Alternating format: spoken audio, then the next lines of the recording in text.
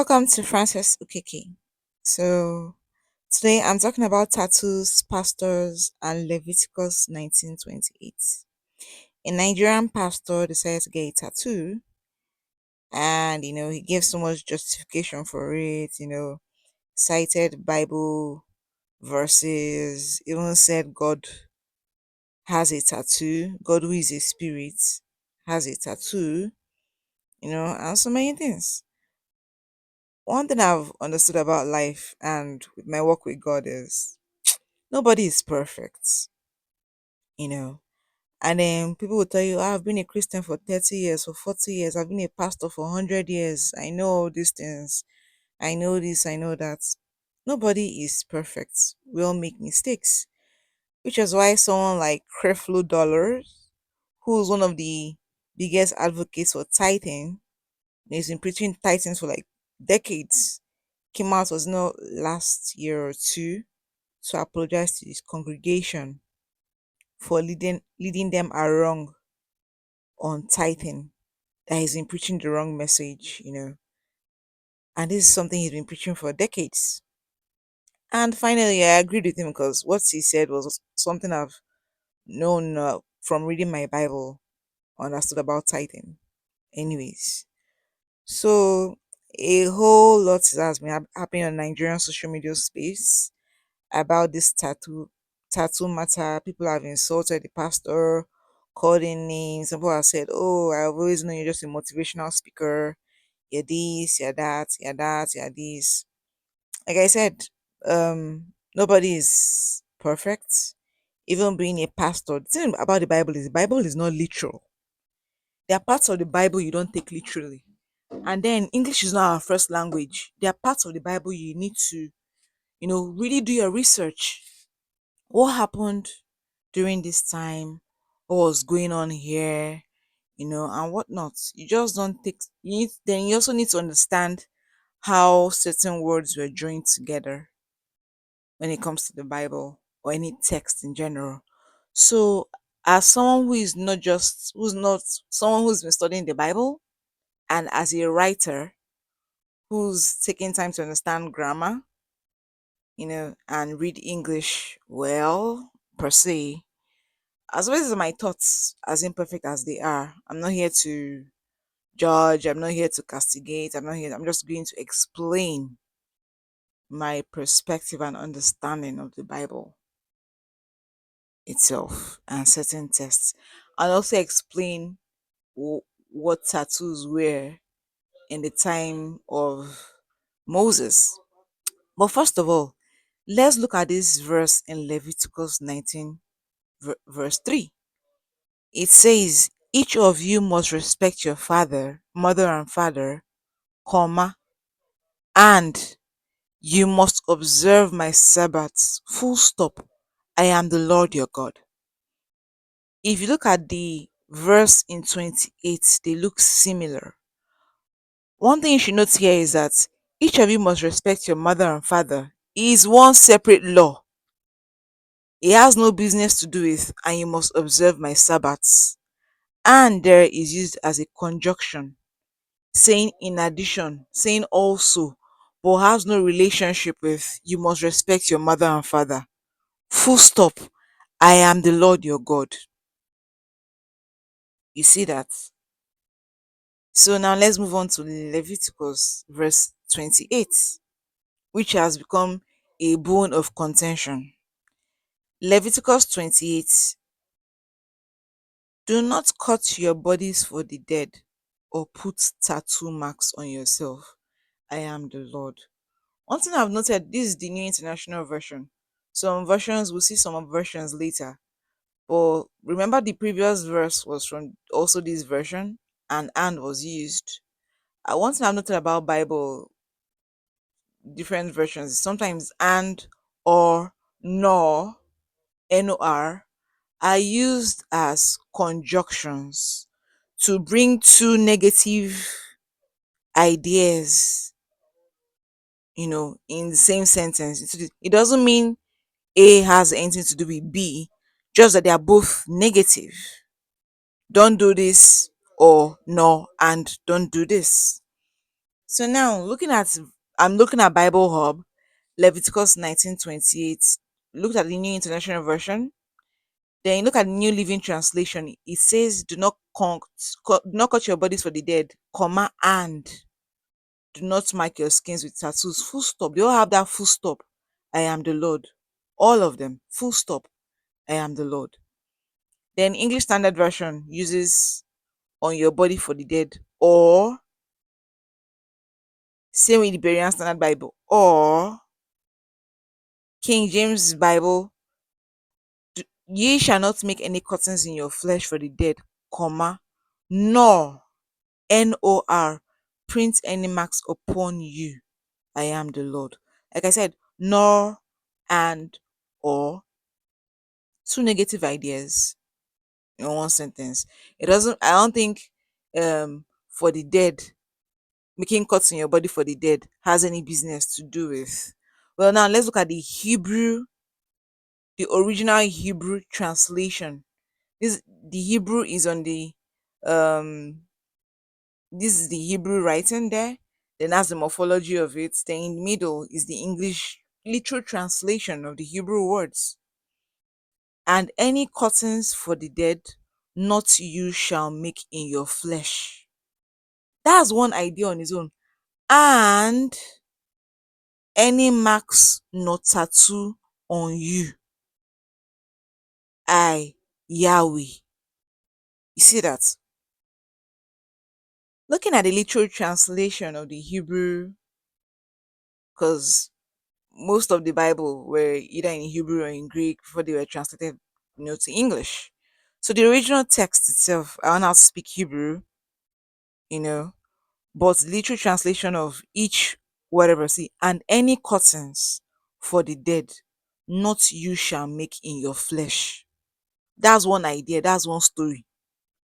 And to bring two of them together, if not, even if it's the English translation of it in itself, if they both had to do about the dead, that's the curtains and the tattoos had to do about the dead people, it should be, you shall not make any curtains or any tattoos on yourself for the dead. That's how it would have been put together. For the dead will be the object that's at the end of that sentence. But it came early, and then you now had a conjunction, or and nor, to bring two negative ideas together. And any curtains for the dead not you shall make in your flesh, and any marks not tattoo on you. Those are two different things. Any marks and any marks not tattoo on you. It has no business with the first one. It's not about the dead, as many people have translated the English version of it.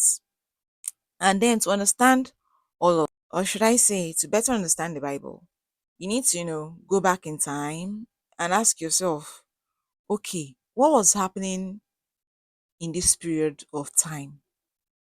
You know, what were the rules here? What was the religion here like? What's happening in this whole context, in this whole time period, this timepiece? Remember in Leviticus, the people of Israel have left Egypt. Now they are moving to the land of Canaan. And God is giving them instructions about things not to do, aside from the Ten Commandments, about his own laws and rules, things to keep and not to do in the land of the pagans they were entering into. Also, he had told them to kill off every one of them, but they did not do that. Instead, so number one, during those times, tattoos were used for pagan religious rituals. Yes, people wrote tattoos, as in drew tattoos on themselves. Tattoo is not a new thing. Permanent tattoos, they are not new. People drew tattoos. Pagans in Canaan, in the land of Canaan, drew tattoos on themselves as, a ritual to their gods, not to Yahweh, to their gods. And God did not like it. When you get there, don't be drawing these things. Don't do these things these people do. Don't draw tattoos on yourself. It's a pagan religious ritual rite. People do it as, oh yes, for my God. Let me draw this, you know. And they all had different symbols, different meanings. The act itself, irrespective of what was being drawn, that's what it was for. And number two, tattoos. Okay, I'm still on number one. There was, yes, pagan religious rituals. And you're asking me, Francis, how do you mean? The people in the land of Canaan did not worship Yahweh. They did not worship the God that we Christians know. They worshipped different gods, from Molech to Baal to Ashtoreth to so many gods, you know. So these marks on their bodies, everybody had them, male, female, children, old people. They were permanent marks of devotion to their gods. God did not tell the Israelites, oh, you can draw my laws on your body as a mark to me to show them that you belong to me. No, don't do it. He understood what those marks, the symbolism, the act itself. God did not want his people to draw marks on their body. Then, two, these marks, these tattoos were also for mourning the dead. Yes, they used them to mourn their ancestors, to remember them, to say, oh, you are still with me. You shall not be forgotten. They would cut up their skins, put marks on themselves, draw tattoos, and these tattoos were permanent to mourn their loved ones. You could say during Halloween period, even Halloween is a pagan ritual, whatever. You remember the dead. This was what they did. They put permanent marks on themselves to remember the dead. And also to remember their gods. Because some of them, their gods were people who had died. Not just family relations. Then number three, as a sign of slavery and ownership. Slave trade ended not long ago, but people who don't remember that, or people who've seen pictures and videos or read about slave trade, remember that slave owners would use hot coal or whatnot to imprint their symbols, family name, family crests, whatever, on the skin of their slaves, and this cannot be removed. So, in the time of Moses, in the land of Canaan, the pagans there, the original inhabitants of the land of Canaan, used tattoos for their slaves and also for their gods as a sign of ownership to their gods. I belong to Molech. I belong to Baal. I belong to Dagon. I belong to Magog. And number four, tattoos were used during the time of Moses by the pagans, the Canaanites there, as a sign of superstition and protection. We still have some of those signs today, like the evil eye, you know, expecting mothers and whatnot to put marks on themselves to protect their babies from the evil eye, to protect themselves. Warriors who are going to war would put tattoos on themselves, as like, was it an amulet, protection charm, something for protection from their God.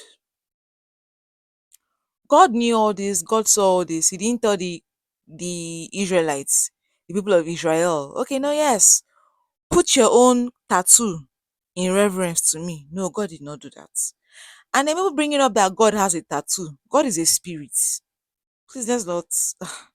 That verse in Isaiah, that verse in Isaiah, let's people bring up that God tattooed himself.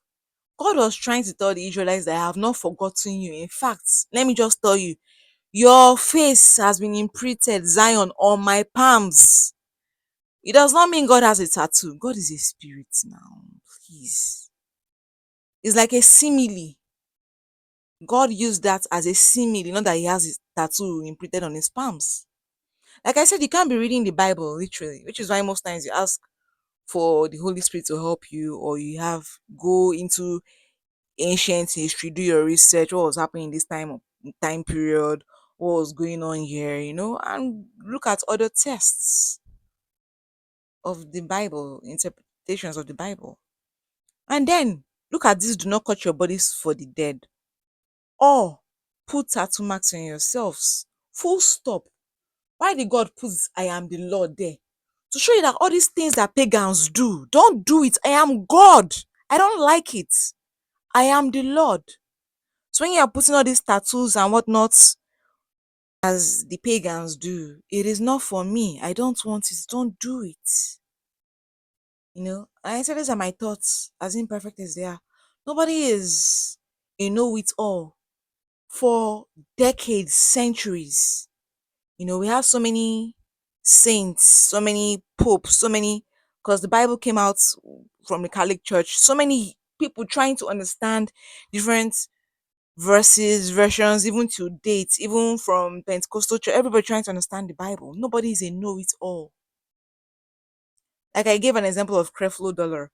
And people will now come out, the example was not, this so and so is also a pastor and he has tattoos.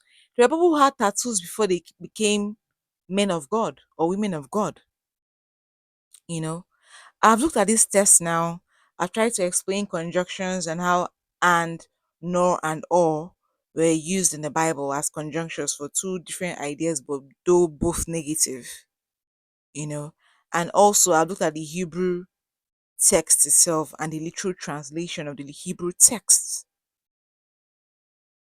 I am the Lord is how he ended that verse. Like, these pagans, what they do, these things, no, I am the Lord. Don't do it.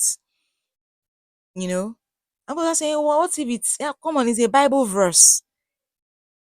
Another thing is motive. Yeah, God looks at the heart, motive. And then, as we always say, obedience is better than sacrifice. Saul, didn't kill those people. He kept so many things. I said, oh God, I kept all this to sacrifice them to you. And God was like, but the instruction I gave you was kill all. But then you left some alive because you wanted to sacrifice them in dedication to me. See, and God was angry. God became angry and took the kingdom from Saul. The Spirit of God left Saul. Saul had dealt with God through so many times. Nobody is infallible, you know. We're all working out our salvation. And then when someone makes what you feel is a mistake, the way to go about it is not to insult the person, they be it a man of God or wherever. And I said it in my previous video. When you're a person of influence, you know, you hold influence over if it's just one person as a parent, two, three children, and then you now have more influence. You have thousands, hundreds of thousands who look up to you. You should then ask yourself, this thing I'm doing, is it going to bring people closer to God? Because even though you've gotten to a certain place spiritually, what about those who are baby Christians, those who are below you, who now might now go overboard with it, or maybe not injure themselves?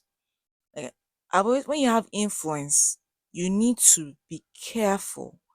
Because I believe, and as always in my thoughts, because I believe at the day of judgment, God will judge you not just for other things, but how you use that influence to bring people either to Him or away from Him. You know, you also you also ask yourself, what is my motive? Is my motive to show people like the Pharisees and Sadducees by drawing this tattoo that, oh, I'm holier than thou, I'm a God person? Or is it for God alone? Why? Ask yourself why. Because that's what God looks at. Why am I drawing this tattoo? You know, is it for people's admiration? Is it for this? Is it for that? And as always, my thoughts, as imperfect as they are, and I hope they've been able to help you somehow. Please don't forget to like, share, subscribe, and all the other usual suspects. As always, this is Frances Ukiki, and this is my view and opinion on tattoos, pastors, and Leviticus 19:28. Bye, champs. See you next time.